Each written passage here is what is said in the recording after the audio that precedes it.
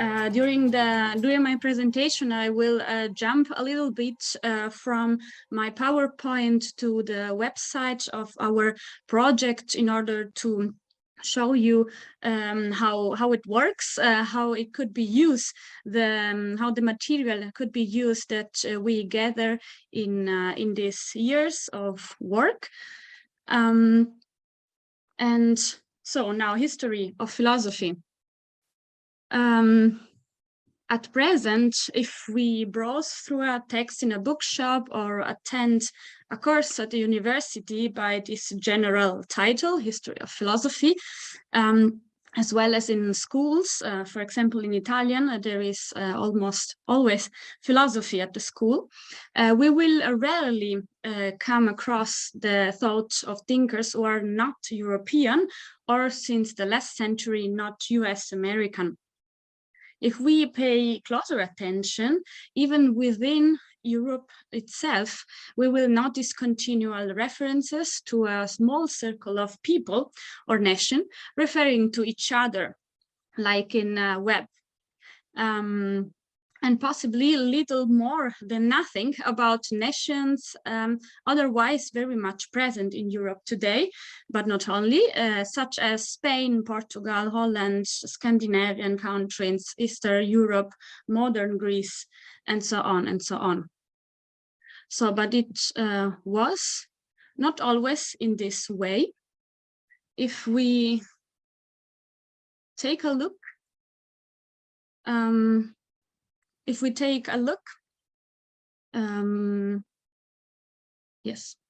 into older histories of philosophy, for example, in ancient Greek language, we can notice that the history of philosophy has a long history. So the historiography of philosophy has already a long history. In the language ancient Greek, it begins by the 5th century, obviously with Plato and going on with Aristotle and a lot of other authors. And obviously the most famous one may be Diogenes Laertius, about which we have on our website a short description. And the reception history, a small reception history, and also a list of all the editions we have in different languages, in all the language we gather together in our project.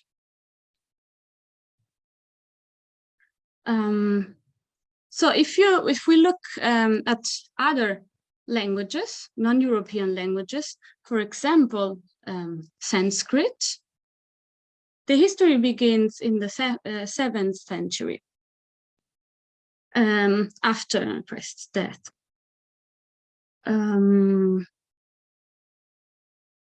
If we go then, for example, to Korean philosophy, it starts from the 8th century, and we have here plenty of histories of philosophy, biographies as well. And if we go to Tibetan, the history starts also in the 8th century. And we have here also plenty of material that could be studied in order to integrate the history of philosophy. So other languages could be Persian, for example, which also start the 10th century, and also Arabic language that maybe could be near to us, because we are used to think at the Arabic tradition as bringing us Aristotle's.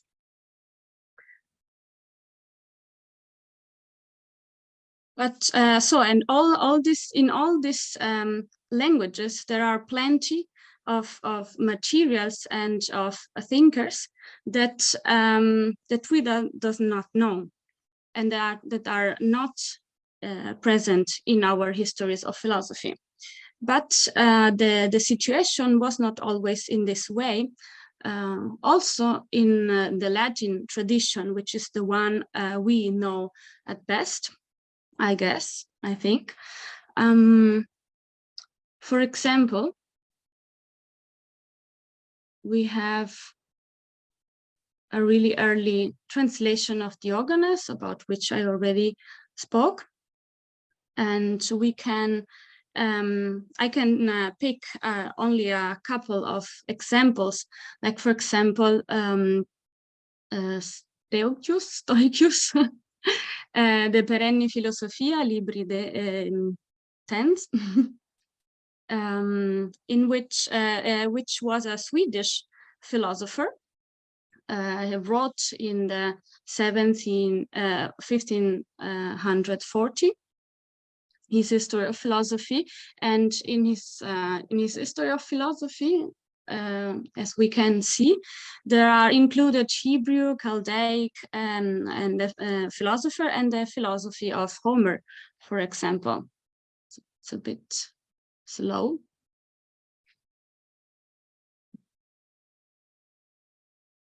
Okay, so if you want to take a closer look at the material, you can always search in our database. Hopefully we will have a better one with a search function. We are in collaboration with the Florida University in order to organize something like that. But in this time, in this moment, you can recall a couple of table of contents of different histories of philosophy in order to compare what are there and how the philosophies are described in many different works and in many different languages. So that was the Steagus.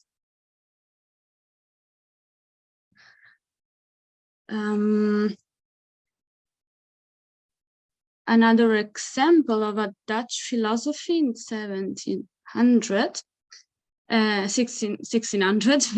is, for example, Hornius with Philosophia Barbarica Antiquatum Libri Duo. And in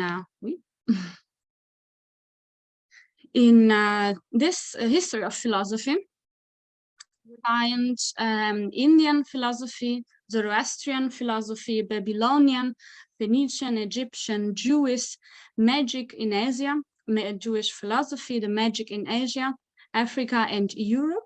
And okay, it's really slow. I'm sorry for that. Maybe it's all too, are the PDFs too big for the connection now? But as I see, you can see by yourself the single content table of contents. Yes, here are a couple of examples. Egyptian, Judeo, African, yes, magic, African, Asian and European magic. And there are also references to Roman, Gallic, and Germanic magic. So that was Hornius, a Dutch philosopher. Then another example we can take is Theophile Gale in 1676. Yes, here. So in Theophile Gale was a British philosopher, a historian of philosophy, and in his history of philosophy, we can see the Philosophia Barbarica. After a small presentation of the perfect philosophy of Adam, Seth, Abraham, Ebraorum, Elenorum, and philosophy, and then the Barbarica. So yes. Oh. Good. Yes, white. Okay, I think the connection is not so good, but I hope you can hear me. Yes. So, okay. Yes, and also in this work we find, so in the work of Théophile Gale, we find philosophy from Egyptian philosophy, Greek philosophy, Jewish philosophy, Phoenician, Chaldaic, Persian, Druidism, in Indian philosophy. And the second book then starts with the Philosophia Ionica et Italica. So the last example I would like to share with you, it's also an interesting one. It's the example of Thomas Stanley, also a British philosopher. He wrote Historia Philosophiae Orientalis, that was translated. It was translated in 1690 into Latin, and begins to be famous in his work. But actually, Stanley wrote this work in 1662. As fourth book of his History of Philosophy, published in 1655. So it was translated only the fourth book. That was the Chaldaic philosophy, the most. Here translated into Latin as Philosophia Orientalis. And I want to bring this example because here's an example of how the language influenced the reception of the works of a history of philosophy. Yes, in this case, between English and Latin. So, but even staying in the Latin language, so the language we know at best, we see that that we are these general histories I already showed you, but also monographies about Jewish philosophy. We have here 4 works, and we have also monographies about Chinese philosophy. Almost early, and one of Mexican philosophy from 1755, and maybe one of the most famous work about women philosophers, the Historia Mulierum Philosopharum of Menage, in Latin language. So already in Latin we have some material about different peoples and countries in the history of philosophy, which are no more present in the history of philosophy we learned now at school, at university, or that we find in the histories in the books of history of philosophy, like in the bookshop and so on. So changing language, actually the situation is similar also in English, so I can go roughly. Also in English, we have plenty of histories of philosophy, starting, so here's the original of Stanley, starting from Oriental philosophy, so-called Oriental philosophy or barbaric philosophy, starting before Greek, the Greek time. The same situation we can find in French, for example. So when you have time, you can go through a couple of works here and find plenty of material in order to explore the situation, how it was in older time until now. in different languages. Going to the Italian language, so the first history of philosophy we have in Italian language is from 1779, 97, sorry, sometimes I think in German, that is by Valletta Giuseppe, Historia Filosofica. And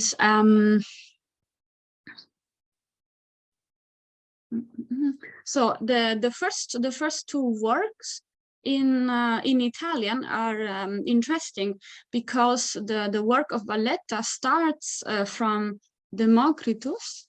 Oh.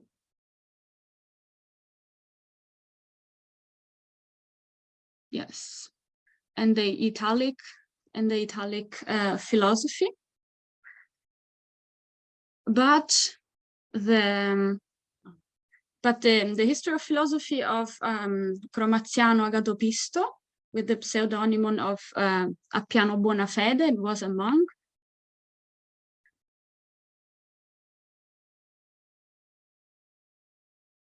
Yes. Here we can see so that Appiano Bonafede, inscribed in a tradition of Brucker, as a German historian of philosophy who really great influenced the history of philosophy in the following centuries. So he is in Appiano Bonafede is in the tradition of Brucker and starts for this reason from the first times of the word and the philosophy before the universal flood. So he counts into the history of philosophy old Jewish philosophy, Moses, Chaldaic, Persian, Indian, Chinese. I can show here. So Moses,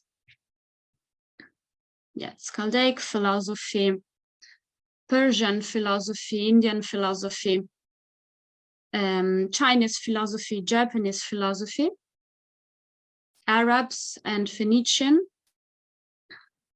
Shiites,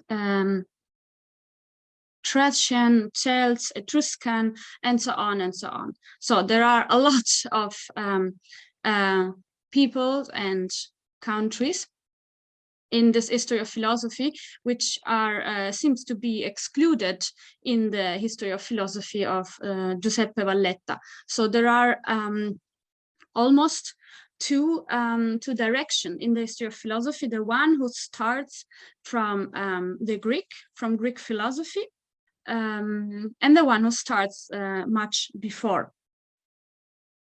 And we can see it in the materials. So after these two great works in Italian, it's interesting that it will be more than 15 years before the next attempt of shaping the history of philosophy appears in Italian language, and it will be no smaller feat that the two translations, the two works following are two translations here from the German of two great historian of philosophy, which yes, from Germany, which was leading the field of philosophical historiography, as I was saying also in relation to Brucker, showing how the European history of philosophy, now in the example of the Italian one, was great influenced by the German one. Also the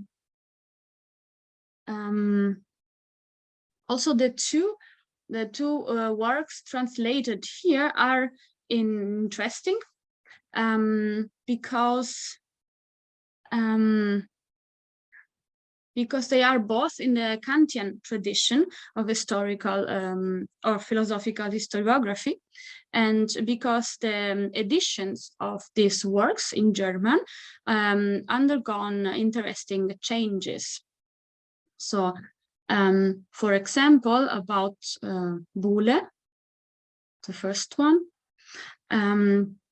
So Boole published two histories of philosophy, one in 1796, Lehrbuch der Geschichte der Philosophie, in which there are a lot of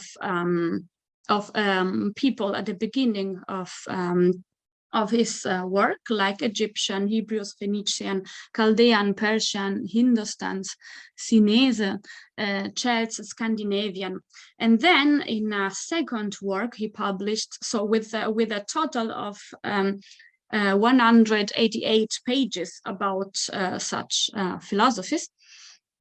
While in the following book he wrote, Geschichte der Neueren Philosophie, in 1800 until 1804, he starts directly with Thales, so cutting all what he did in the first in a first edition of another work of history of philosophy.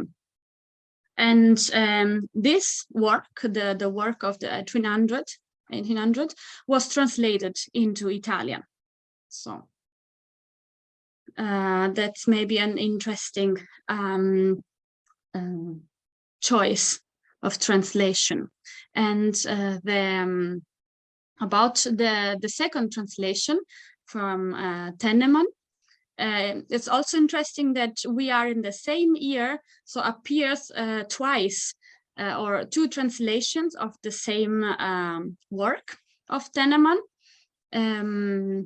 by two different translators. So there are differences, obviously, and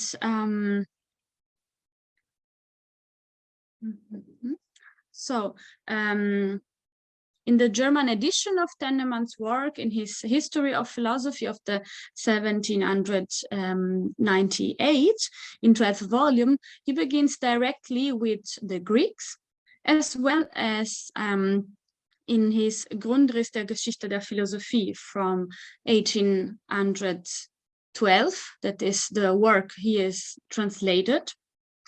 But from the fifth edition of the German edition, appearing in 1825,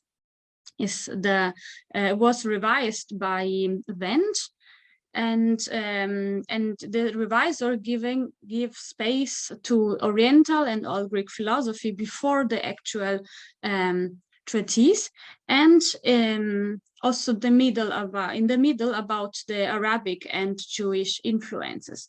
So interestingly, two translations of Tennemann, yes, came about in the same year, and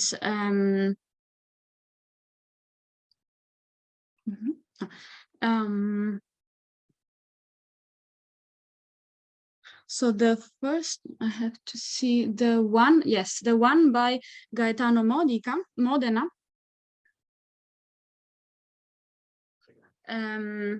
is based on the third German edition of 1820, which begins with Thales. And also, even if he was aware until 1832 that there were a new edition with much more peoples integrated in the history of philosophy, he stated with his translation, with the translation of the third edition.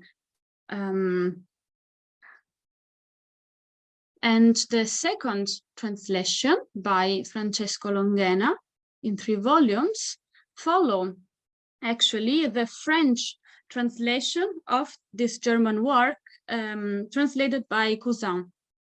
The French translation was from 1829, and the author, the translator, makes some arguments because it will be better to translate from French this German work, and the French translation was also integrated and modified a little bit from Cousin. So I think in this in the example of these 3 works in Italian, translation into Italian, we notice the attention put it into the German history of philosophy more than the attempt to develop an Italian history of philosophy from an Italian perspective, for example, or from another perspective than the leading one, which was the German.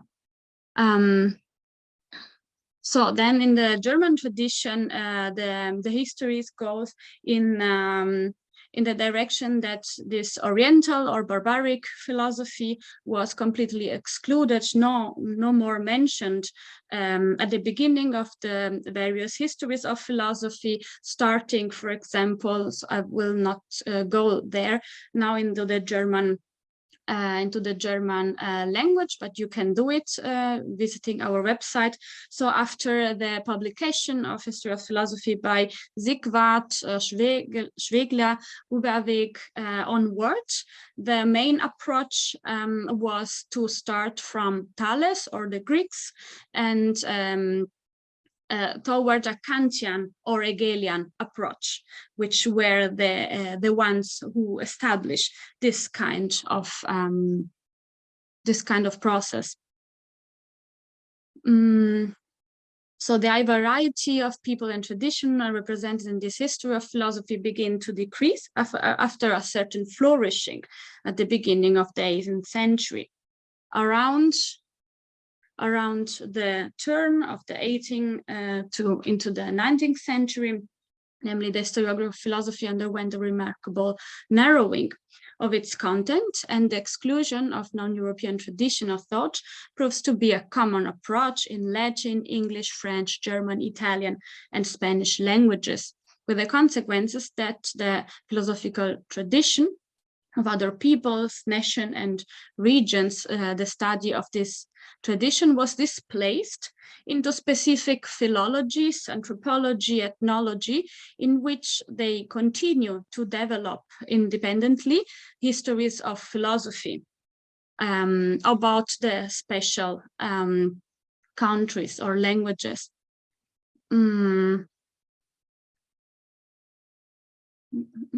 At the same time, it's also to remark that the system of writing a general history of philosophy, a very comprehensive history of philosophy, decays.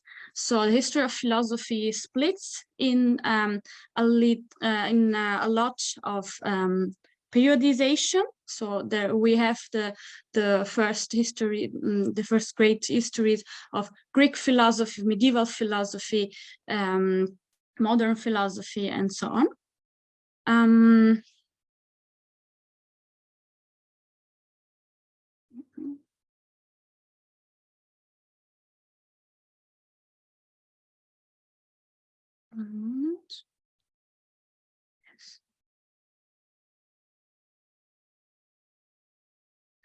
Yes, and this phenomenon, we can see this phenomenon also in the Italian language. So here are the lists much bigger, and there are more monographies about different people and nation, also countries and areas, and the same it can be seen in all the other languages we have. Obviously, it's really interesting to see, for example, in non-European language, to follow this phenomenon, which is much more specific and much more disseminate. And maybe for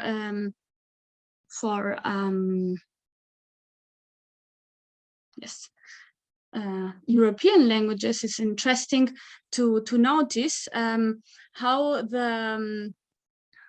the categorization in languages overcome the national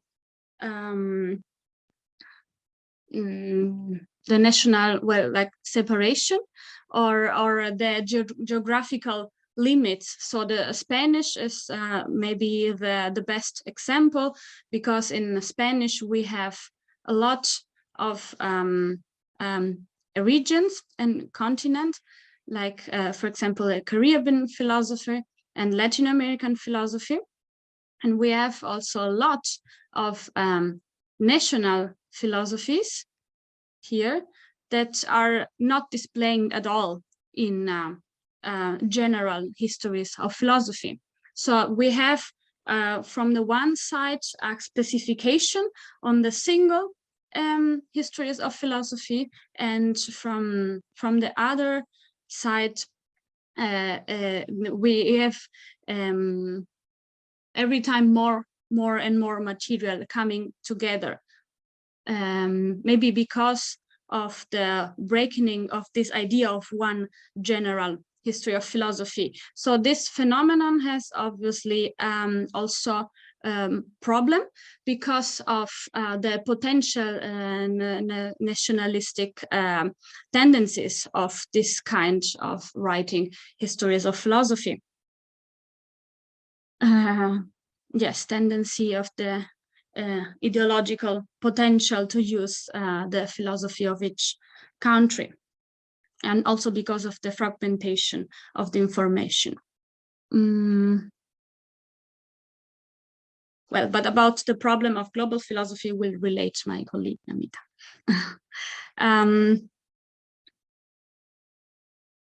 So I would like to make a small cut here. So back to the general history of philosophy. So we can summarize that the main criteria for the narrowing of this canon of the history of philosophy was given in the late Enlightenment by a precise and unambiguous concept of philosophy and of its history, guided by concepts such as progress, reason, and universalities.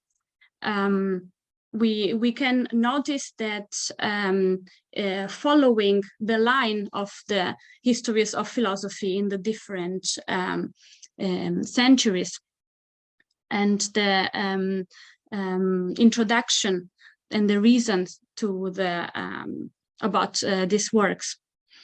So not only on the philosophical level, but also on the historiographic level, like in a vicious circle, the rational logic, systematic and comprehensive treatise of a history of philosophy should indeed contain nothing but rational logic, systematic and comprehensive philosophical thought. And thus, following the natural historical process of the Enlightenment, the contemporary reason, until the contemporary reason. Representative of this approach, as I mentioned, were Boole and Tennemann, as well as Hegel. The enlightened reason as the historically and logically best of all other manifestations of philosophy, culminating in the Hegelian philosophy and its philosophical historiographical tradition.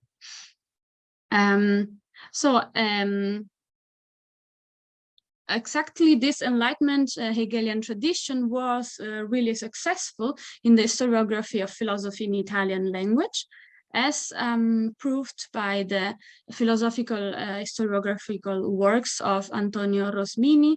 I think I showed this. Antonio Rosmini, Pasquale Galuppi, about the general history of philosophy, but also we can notice it also in the work of historian of philosophy working on Italian history of philosophy, like for example Bertrando Spaventa and Vincenzo Gioberti, that are both Kantian. And in the case, also in this case, the example of the Italian historiography in Italian language could be an interesting case. So since On the one side, we have Gioberti following the Vician, so from Giambattista Vico, the idea of an antiquissima Italiorum sapientia, so that the Italian knowledge, the Italian philosophy begins in a really ancient time. While on the other hand, we have another stream that is the stream of Spaventa, that contrasts this view with the idea that Italian philosophy was born in the Renaissance, when the subject became the master of his decision through reason and progress. Another interesting development in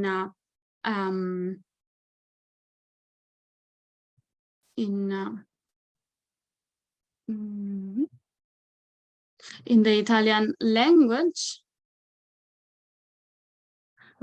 is the Italian language is Giovanni Gentile, who started a really big history of philosophy but didn't finish it, and continued the battle begun by Spaventa against the attitude of mere erudition and doxography that has to be abandoned along with the most brazen ideological operation, and reinforcing the Hegelian tradition in Italy.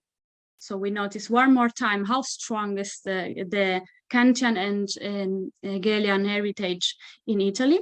In Gentile, he starts from the Middle Age and analyzes humanism in depth about the history of Italian philosophy. So he was concentrated about the history of Italian philosophy.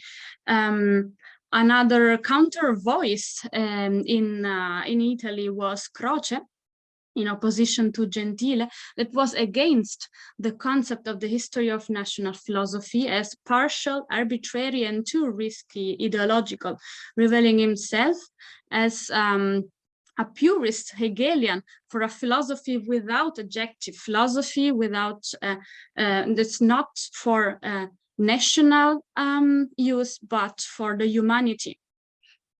So in both philosophical streams, the Gentilian one and the Crocian one, the Kantian and Hegelian legacies are echoed, what does not speak for the reintegration of and the consideration of non-European traditions. So it is maybe to add that Gentile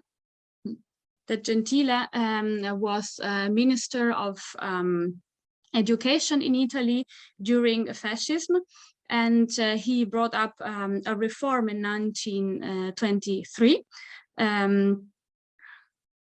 in which the study of philosophy, which represents the highest intellectual goal in the education of a citizens for the future nation's elites and ruling class, was necessary, so obligatory at school. Which is why the study of philosophy and not religion was made obligatory at the Lyceum, while the study of religion, later reintegrated in the curricula, was banned. So obviously the structure of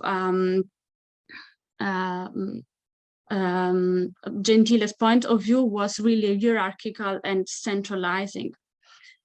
The consequence of this reform was that in Italy, from this time, starts to a lot of philosophers and historians of philosophy starts to write many histories of philosophy addressing different schools and different universities, so that we have an explosion that I will not go through in Italian language of histories of philosophy. But interestingly, this is the about the European history of philosophy is the biggest list of work on history of philosophy we have in our languages. But interestingly, no one of this work challenged the canon. So they only reproduce the canon. In order to see some changes, we need to go.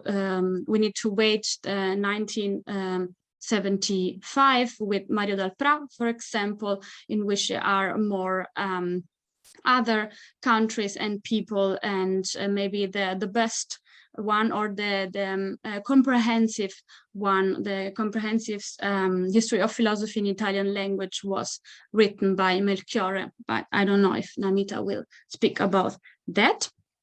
So I will skip this part, and I try to come to my conclusions, or to a second part of my presentation. So to write a history of philosophy in Italian, in Italy, it was a really important task, also for a really famous philosopher and historian of philosophy. Oh, and yes.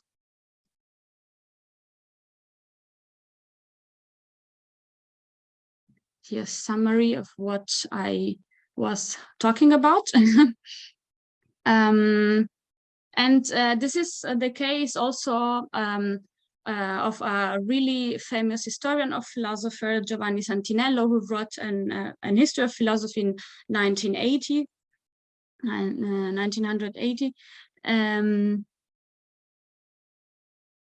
And he was also the director of until now the biggest project of the history of the histories of philosophy, starting in the 1970s, which results in 5 volumes. Yes, Giovanni Santinello, which results in 5 volumes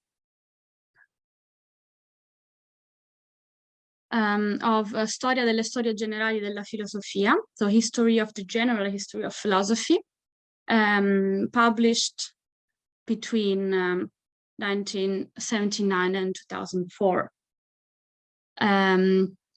So the thick volumes are each over 500 pages, was published in Italian by a group of experts over the course of more than 20 years.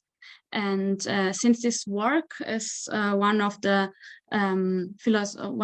most important philosophical historiography, analyzed from a global perspective, it reproduces one more time the mentioned canon of philosophy established since the end of the 18th century and the beginning of the 19th century.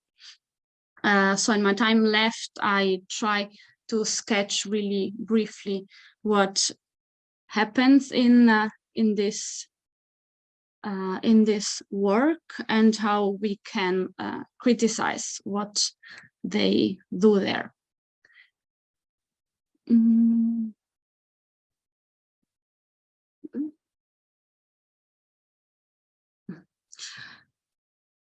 Maybe I skip this.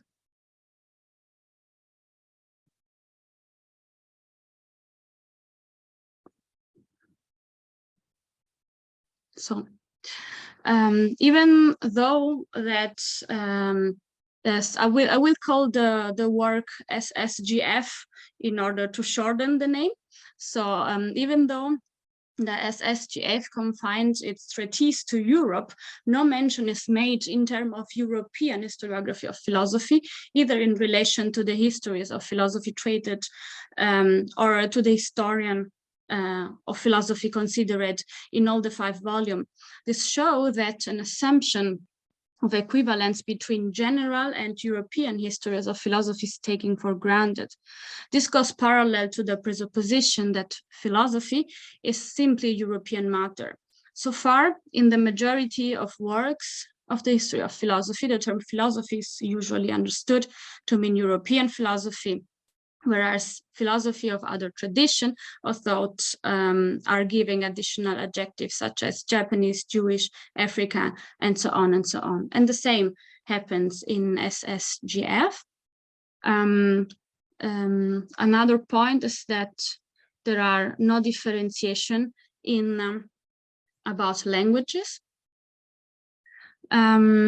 It can be seen from the title of the volumes, the main subdivision is arranged both chronological and by centuries, and thematically in terms of Cartesian, Kantian, or Hegelian age. I can show it one more time. Hegelian age. The further division of the individual volumes follow a linguistic, cultural, or national scheme, within which certain schools are differentiated. In this classification, the languages in which the work are written carry no weight, although they are occasionally mentioned in some entries, and despite the recognized crucial role of language for philosophizing in general.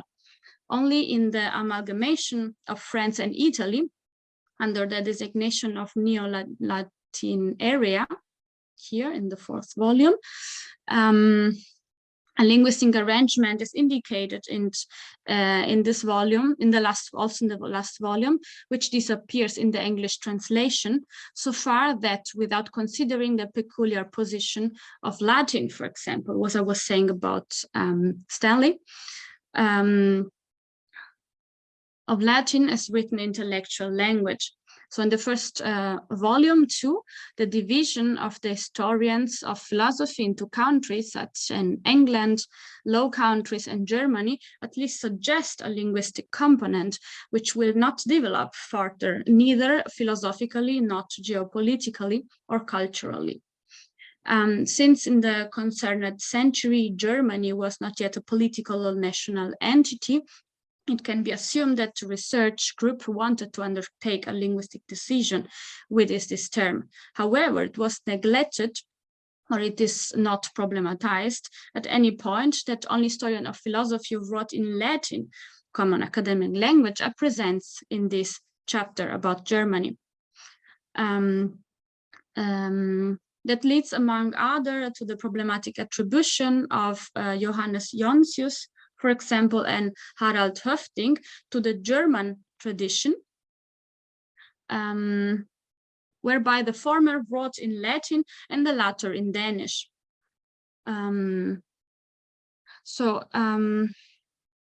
Moreover, it goes rather unnoticed that many Russian scholars wrote in German in the midst of the 19th century due to the state ban of academic language established themselves as canonical language, due to the state of ban of teaching philosophy at the university, and it's not addressed what this could mean to those scholars.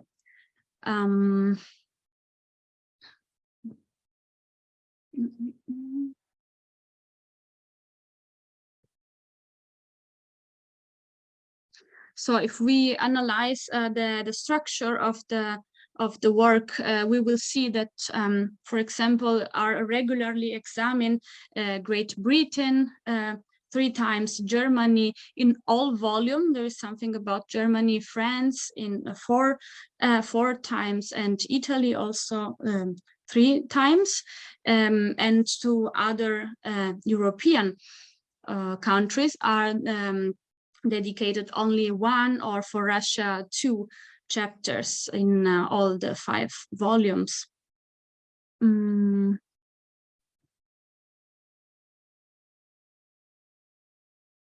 So that's about the language.